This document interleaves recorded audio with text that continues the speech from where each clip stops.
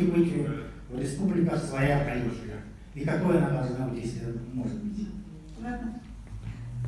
Так, я знаете как? Я никогда своим коллегам никаких характеристик не даю. Это народ очень, ну, понимаете как? Трудно работать в этой сфере. И сказать, вот кто-то, ну, ошибки делаем мы, поправляем и так далее. И поэтому я не хотела бы сказать об этом. Вы меня извините. Теперь школу политическую создать. Идея неплохая. Но дело в том, что, во-первых, создать школу, это надо иметь деньги. У меня денег никогда не было. Вот. Второе, это должно быть разрешение. Но вряд ли мне могут дать, потому что я пыталась, например, спросить я могу, вот когда 1 га земли было, пришла сама предлагать, я могу читать лекции, сказать, что такое 1 га, каким законом управляется, ведь это поколение через 20 или 10 лет будет в руководстве республики. Чтобы они знали, я не буду вызывать ни на какие митинги, ничего это меня не надо, я могу. Мне сказали, университет не занимается политикой, Роман Романович. И поэтому мне отказали. Вот и все. Меня никто из институтов не приглашал преподавать. Очень жаль. Все, ответила. Третий вопрос. Какова роль политики региональной, то есть это уже федеративные отношения, вы спрашиваете, взаимоотношения регионов с федеральным центром в решении вопроса. Что я хочу сказать? В России федерализм существует, но она меняется по-разному. Да? Это, время же меняется все. Надо идти в ногу, чтобы защитить себя. Ну вот, например, у нас, когда стал вопрос Россией называть или федеративной Республика Россия, там был спор очень большой. Но все-таки же мы добились, чтобы сохранить Российская Федерация и Россия равнозначно. То есть мы сохранили федеративные отношения. Вот года 2 или 3 назад, вдруг рано утром, к 9 часам приходит Илтумен, и мне говорят, срочно к 10 часам идти в Илтумен на круглый стол, который организует Совет Федерации. Ни документов, ничего у меня в руках нет. Ну что, раз говорят, я пошла. Народу навалом, оказывается, Совет Федерации, целая комиссия по регионам, приехали делать круглый стол. Документов вот такой мне дали. Смысл в чем заключался? Россия и Федерация асимметричная. Как красиво сказано, да, сейчас модели, оптимизации и так далее, и так далее. Вот асимметричная Федерация не соответствует. Асимметричная Федерация какая? В Соединенных Штатах Америки Штаты. Вот им хочется так. И значит, должны были мы принять решение, Республика Саха-Якутия, что надо менять федеративность, сделать симметричной, равноправной. Да субъекты по Конституции все равноправны, даже когда были округа. Округов, когда большинство объединили, никто не сделал анализа, положительно нас сказалось на их уровень жизни или нет. Но ведь мы почему их сделали, я рассказала же, ведь отдельным субъектом, равными правами. Но вот в данном случае, не спросив ни их, и приняли решение их объединить.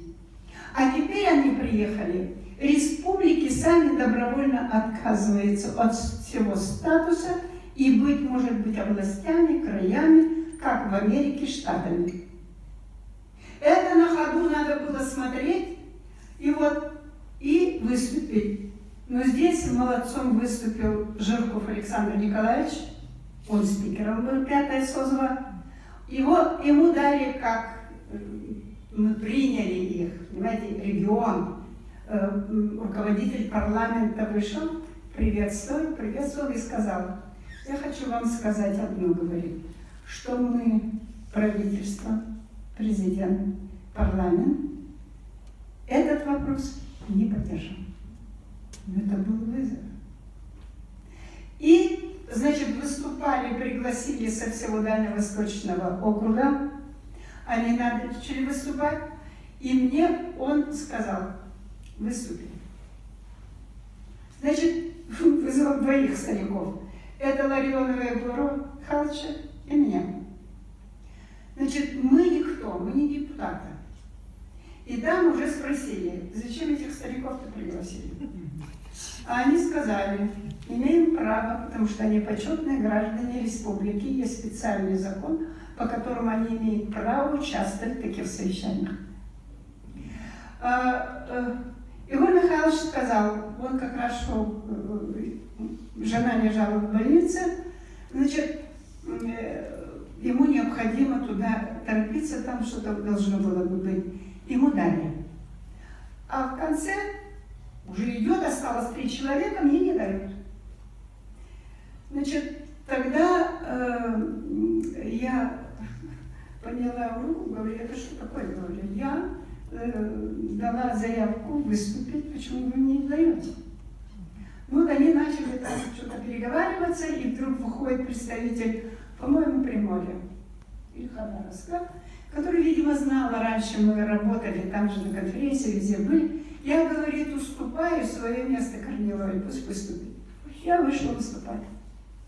Ну, обосновала, что асимметричные вы неправильно формируете, потому что по Конституции, как бы ни назывались, они равноправны. И это написано в Конституции действующей. Мы не можем этого делать, ну, там обоснование все пошло. Значит, и спикер сказал, что не будет поддерживать их решение. Мы завалили. Тем самым, а был такой случай в советское время. Национальные школы опять поднялись. И надо было их сократить. То тогда депутаты были, помните, доярки, там рабочие, пастух, там был пастух. Ему депутат СССР, ему написанный текст читать, он прочитал: мы хотим, чтобы дети получили образование, национальная школа сейчас не нужна, мы советский народ, нам надо эти школы, лишний расход закрыть. В Бурятии все закрыли. Но мы не согласились с Якутией. И другие тоже. Мы сохранили. В данном случае, если бы мы сказали, асимметричное мешает, то от имени Республики Саха-Якутия говорили бы: мы за ликвидацию республик. Видите, как бывает? И все-таки стояли. Но о том, что республике необходимо ликвидировать, эта идея не проходит.